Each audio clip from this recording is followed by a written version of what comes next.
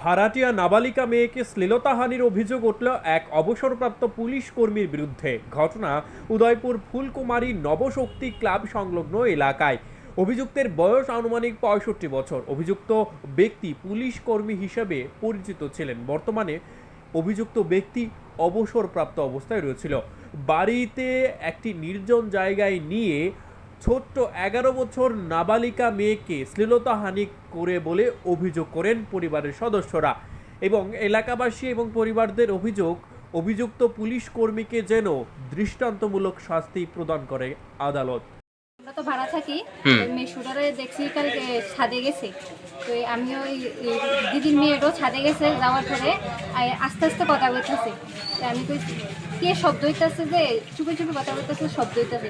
তো আমি ঘরের পেছন থেকে একটা ওই এনে একটা আছে, ছিদ্র আছে, এটা দেখা যায় এত বড় ফাঁকা। তো এটা দিয়ে আমি দেখতেছি যে ছোট মেয়ে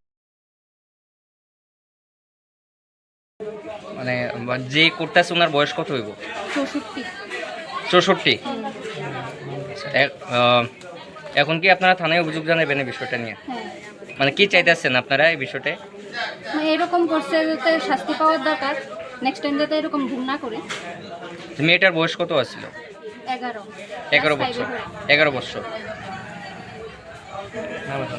bureau report, news live 24 Tripura.